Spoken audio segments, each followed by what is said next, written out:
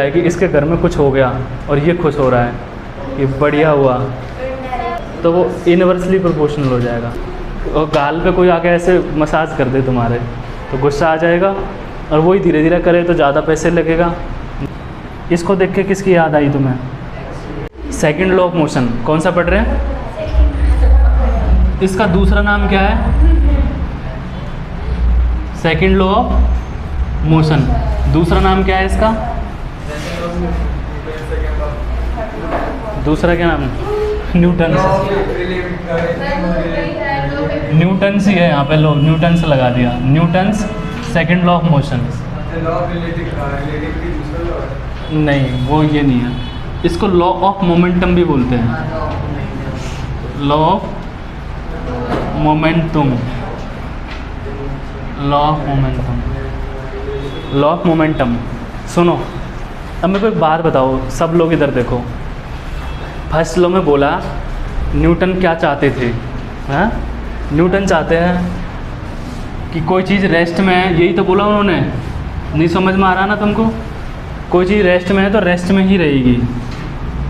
दो दो बार लिख रहा हूँ मैं कि मतलब कोई चीज़ स्पीड 0 है तो 0 ही रहेगी, वो ये बोले।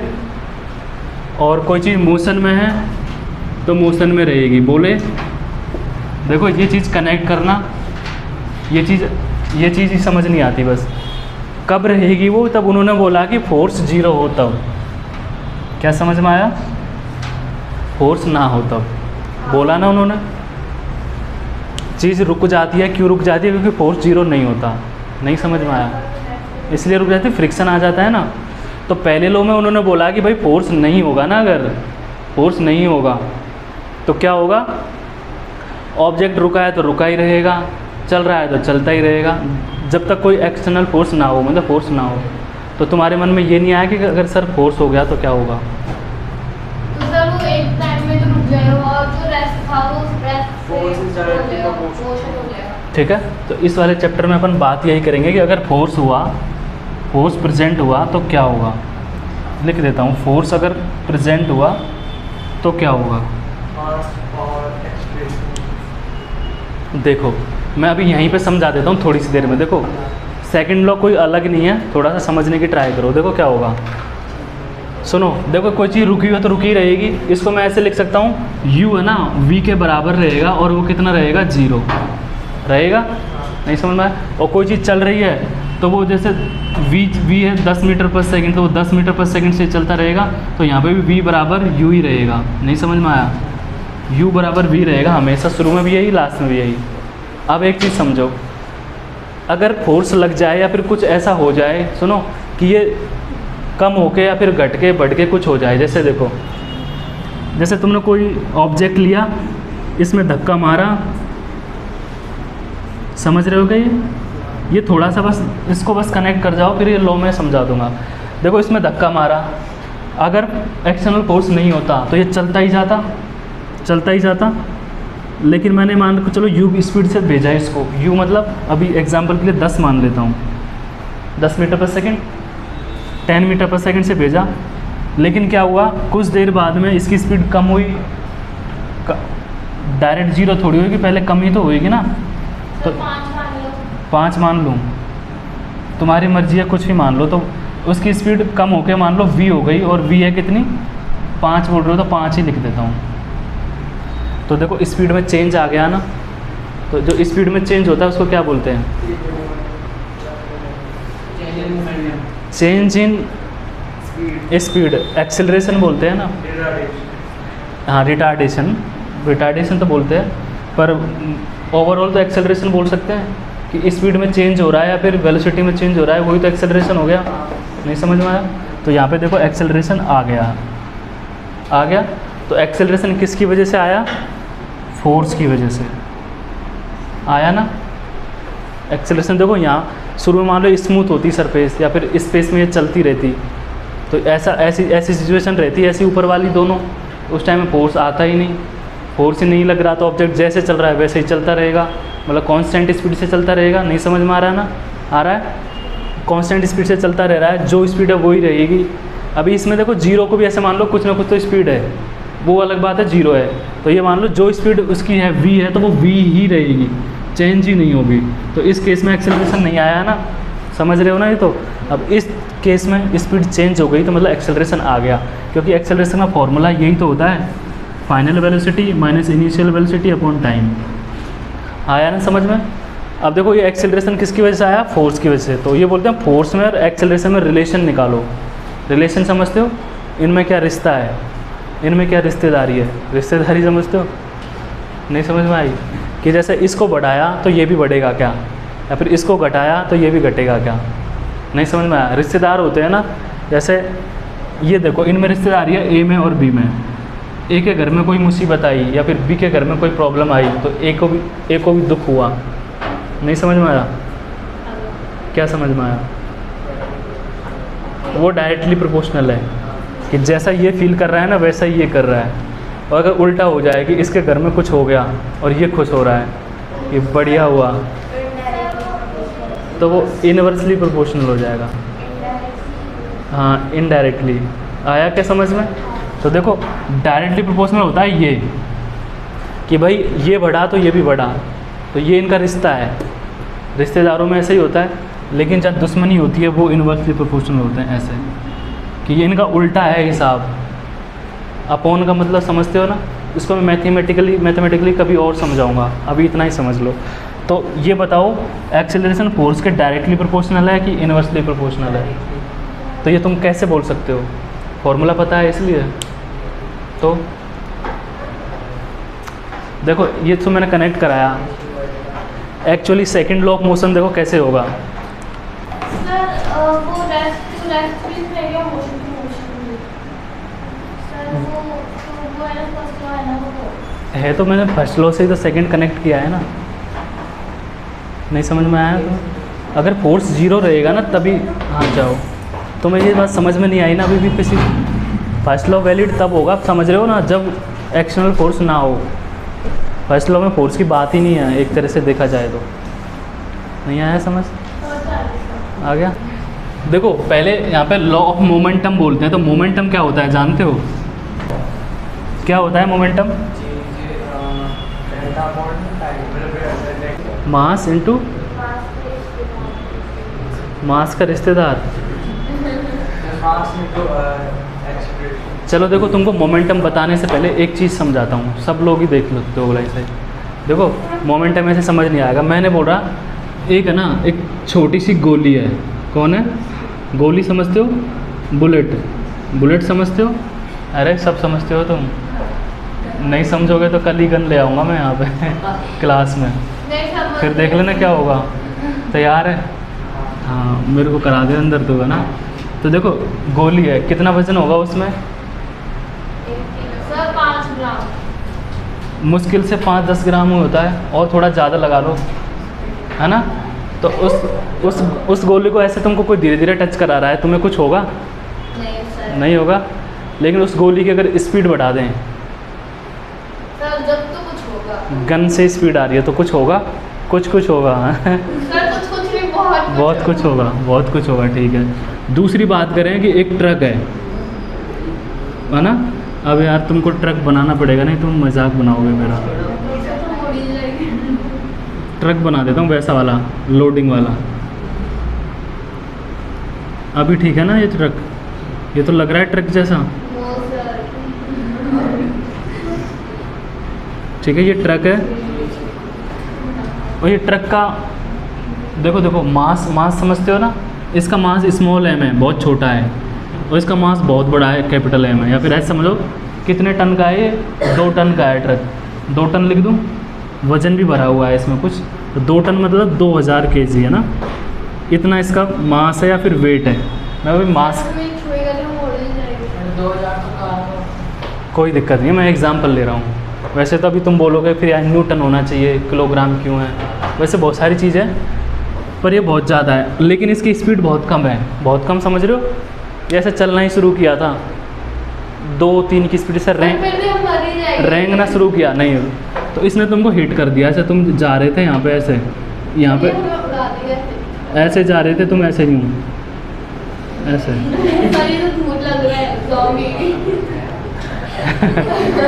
समझ रहे हो, तुम ऐसे जा रहे थे, ट्रक धीरे धीरे आ रहा था और तुमको हिट कर दिया धीरे से। सर हम गिर जाएंगे फिर भी। हाँ बस गिर गए ना, फिर उसने रोक दिया ट्रक। स्पीड देखो, स्पीड है उसकी मान लो 1 किलोमीटर पर आ रहा है समझो, और बस टक्कर मार के रुक गया। गोली भी तो टक्कर मार के रुकी जाती है ना तुम्हारे पास ही। वो तो निकल जाता है। हाँ तो फर्क समझे क्या तुम? देखो कोई तो आर पार हो मैंने तुमको ऐसे बोला कि कोई छोटा सा मांस है तुम्हें डैमेज कर सकता है क्या? तुम बोलोगे नहीं करेगा, लेकिन उस मांस की अगर स्पीड बढ़ा दे तो डैमेज कर देगा। आया समझ में? और इसकी स्पीड बहुत कम है, बहुत कम है, लेकिन मास बहुत ज़्यादा है तो भी डैमेज कर देगा अगर ऊपर ही चढ़ गया तो। नहीं समझ में आया क्या? नहीं समझ में आया? तो तुम ऐसे जज नहीं कर सकते कि छोटा है इसको देख के कि ये इंसान छोटा है तो ये कुछ नहीं करेगा। वो समझ रहे हो ना? अगर वो मोमेंटम नहीं समझ रहे, उसकी स्पीड बहुत ज़्यादा हुई, नहीं समझे ना तुम अभी भी? कोई इंसान धीरे धीरे टच कर रहा है तो कुछ नहीं होगा, लेकिन स्पीड से हो जाए, जैसे मान के चलो एक मसाज करने वाला तुमको ऐसे ऐसे मसाज कर रहा है, नहीं समझ में आया? वो ही हाथ है, फोर्स वो भी लगा रहा है पर वो धीरे धीरे लगा रहा है, लेकिन वही आके ऐसे लगा दे, समझ गए? और गाल पे कोई आके ऐसे मसाज कर दे तुम्हारे तो गुस्सा आ जाएगा, और वही धीरे धीरे करे तो ज़्यादा पैसे लगेगा। नहीं समझ में आया क्या? वही फोर्स लगा रहे हैं दोनों, लेकिन टाइम का फ़र्क है, अभी वो चीज़ भी समझाऊंगा। वैसे ही देखो यहाँ कम मास का है लेकिन स्पीड ज़्यादा है तो डैमेज उतना ही कर रहा है। यहाँ पे स्पीड ज़्यादा है, स्पीड कम है, मास ज़्यादा है, तो देखो क्या होगा। मोमेंटम समझाने की कोशिश कर रहा हूँ, तो मोमेंटम सिर्फ मास से नहीं होता, सिर्फ वेलोसिटी से नहीं होता, दोनों से होता है। आया समझ में? तो mass into velocity, mass into velocity, दोनों को मल्टीप्लाई कर दें तो दोनों मिलके काम करेंगी ना, इस चीज़ को बोलते हैं मोमेंटम। क्या बोलते हैं? मोमेंटम। बहुत छोटी सी चीज़ है, लेकिन उसको समझाने के लिए मैंने कितनी स्टोरी समझाई है ना, तब जाके दिमाग में बैठी कि सिर्फ छोटे से मास की गोली है, बुलेट है, तो वो उतना डैमेज नहीं करेगी अगर वो उसकी स्पीड कम है तो, लेकिन अगर उसकी स्पीड बहुत ज़्यादा होगी तो वो ही डैमेज कर देगी। वैसे ट्रक स्पीड बहुत कम है लेकिन उसका मास बहुत ज़्यादा है तो वो भी डैमेज कर देगा। आ गया समझ में? तो जो, और इस चीज़ को बोलते हैं मोमेंटम। तो मोमेंटम मास इंटू वेलोसिटी, तो मोमेंटम का वो होता है नोटेशन या फिर सिंबल P, और मास का होता है m, और वेलोसिटी का होता है v। समझ गए ना सब लोग? तो देखो मैं तुमसे ये पूछूं कि मोमेंटम की डेफिनेशन क्या है, तो बोल दोगे product of mass and velocity is called momentum. आ गया समझ में? अब मैं तुमसे पूछूं कि यूनिट बताओ इसकी मोमेंटम की। यूनिट समझते हो? देखो SI यूनिट, देखो अभी मैं SI यूनिट बना रहा हूँ। देखो मास की यूनिट क्या होगी? किलोग्राम, है ना, और वेलोसिटी की मीटर पर सेकंड, तो ये इसकी SI यूनिट होगी किलोग्राम मीटर पर सेकंड। समझ गए? एक और यूनिट बनवाऊंगा मैं अभी, लेकिन वो तुमने अभी पढ़ी नहीं है तो इतना ही सीख, ठीक है? तो मोमेंटम समझ में आ गया? ओनली मीटर पर सेकंड। अब सुनो, लिखो मत अभी, सुन लो, इसको ख़त्म कर रहा हूँ थोड़ी देर में। अब देखो सेकंड लॉ ऑफ मोशन कैसे आएगा। जैसे तुम F=ma पढ़ते हो ना डायरेक्ट, वो डायरेक्ट नहीं आया है, उसके पीछे ये सेकंड लॉ ऑफ मोशन जिम्मेदार है। देखो कैसे, ये जो मोमेंटम होता है ना, न्यूटन ने इसके बारे में कुछ बोला। क्या बोला? पहले लिख दूँ या समझाऊँ? कि जो देखो जो फोर्स होता है ना, नेट फोर्स या फिर एक्सटर्नल फोर्स, तुमको अच्छा कौन सा बोलना अच्छा लगता है, नेट या फिर एक्सटर्नल? नेट। तो F नेट होगा ना, वो डायरेक्टली प्रोपोर्शनल होगा rate of change in momentum बोल सकते हो, लेकिन मोमेंटम दो तरह का होता है, लीनियर और एंगुलर। तो इसलिए rate of change in linear momentum तुम एक लाइन में लिख सकते हो इसको, F net is directly proportional to rate of change in linear momentum. ये याद रह जाएगा, यही सेकंड लॉ ऑफ मोशन है। आया क्या समझ में?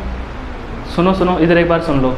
अब ऐसे बोलेंगे, according to Newton second law, the net force applied an object. बंद करो भी छापना, बंद कर दो फोटोकॉपी मशीन, बंद करो, इधर देखो, रख दो पेन, रख दो। कैसे बोलेंगे? Net force on an object is directly proportional to rate of change in linear momentum. ठीक है, रहेगा यार। अब बस इतना ही है। हाँ आ जाओ। तो इसको तो ना इतना ही बोलेंगे, पर इसको मैथमेटिकल फॉर्म में कैसे करेंगे, तो यहाँ पे हेडिंग डाल लेना इन मैथमेटिकल फॉर्म। लेकिन अभी मैं बता रहा हूँ, देखो कैसे यहाँ हेडिंग डालनी है। देखो कैसे, एफ नेट को मैं मैथमेटिकल कैसे लिखूँगा, proportional to rate of change in linear momentum. सब छाप रहे हो ना, रख दो पेन, मैं बता रहा हूँ। हाँ तो देखो मोमेंटम, बस बस बस देखो मोमेंटम कैसे, अब देख लो तुम लोग यार। मैं अभी मान रहा हूँ मास को कांस्टेंट मान रहा हूँ। कांस्टेंट समझते हो, मास को समझते हो, मास को। मोमेंटम कैसे चेंज हो सकता है, या तो मास को बदल दूँ या फिर वेलोसिटी को बदल दूँ। नहीं समझ में आ रहा ना, कैसे होगा चेंज बता। देखो मोमेंटम चेंज करना है तो मास को बदल दूँ या फिर वेलोसिटी को बदल दूँ। मैं फिर कभी समझाऊंगा अच्छे से, अभी तुम है ना ये देखो शॉर्ट में। देखो मान लो ऑब्जेक्ट का मास सेम है लेकिन स्पीड चेंज हो गई। जैसे शुरू में वो u स्पीड से जा रहा था, है ना, और बाद में बढ़ के वो कितनी हो गई, v हो गई। इतना समझ में आ रहा है। तो देखो अगर इसमें स्पीड चेंज हो जाएगी तो मोमेंटम चेंज हो जाएगा ना।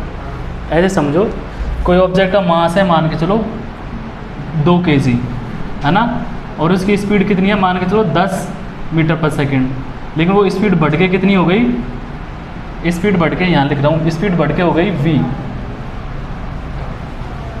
दोनों खड़ी हो जाओ, आ जाओ बोर्ड पे आ जाओ। मुझे सुनाई दिया है ना, तो तुम सोचते हो सर उधर झाँक रहे हैं सब, तो आ जाओ आगे बढ़ाओ, आगे क्या होगा।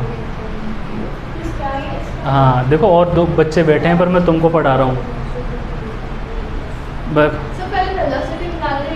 देखो इधर स्पीड बढ़ के 10 से बढ़ के कितनी हो गई, 20 हो गई ना।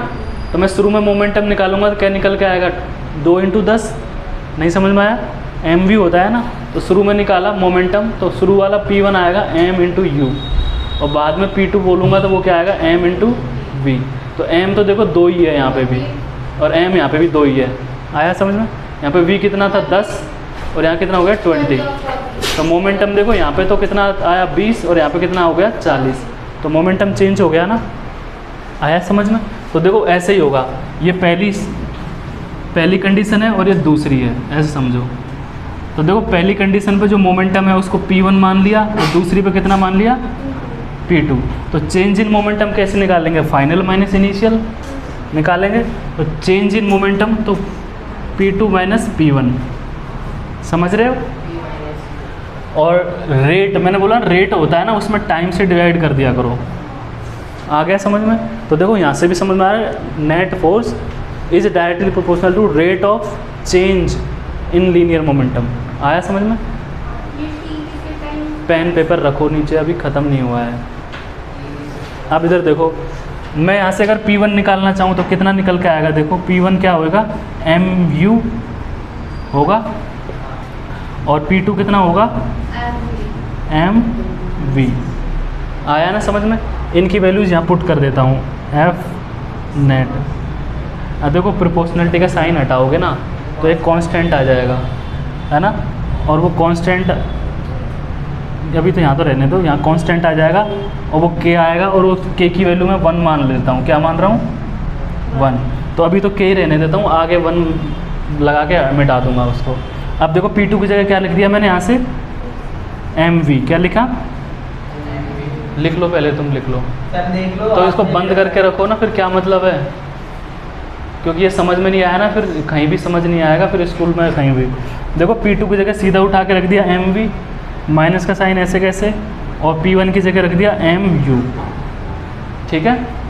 अब और में टाइम देखो, अब ख़त्म हो गई डेरिवेशन, और k की जगह 1 मान लिया, मैंने m कॉमन ले लिया यहाँ से, k को 1 मान के हटा दिया, m कॉमन ले लिया तो यहाँ बचा v - u/t। इसको देख के किसकी याद आई तुम्हें, किसी की तो याद आई होगी, एक्सेलरेशन की। तो यहाँ ऐसे साइड में लिख देना एक्सेलरेशन पूरा, है ना, और a = क्या होता है, v - u/t होता है। तो इसकी जगह क्या रख दिया ए, तो एफ नेट इक्वस टू क्या नहीं आ रहा है इसमें, कट गया। तो देखो यहाँ लिख देता हूँ एफ नेट, इसकी जगह ए लिख दिया तो यहाँ आ जाएगा, यहाँ लिख देता हूँ F net equals to M A. तो जो तुम F equals to M A बोलते हो ना, वो यही है, वो इतनी मेहनत के बाद आया है। हाँ समझ गए ना। अब इसको फटाफट लिख लो। तो नहीं पहले उससे पहले इसका स्टेटमेंट लिखो, स्टेटमेंट लिखो जल्दी से। छाप दिया ना, तो स्टेटमेंट बाद में लिख लो, जो जिसने लिखा वो पहले लिखो। इसके अंदर लिखाऊँ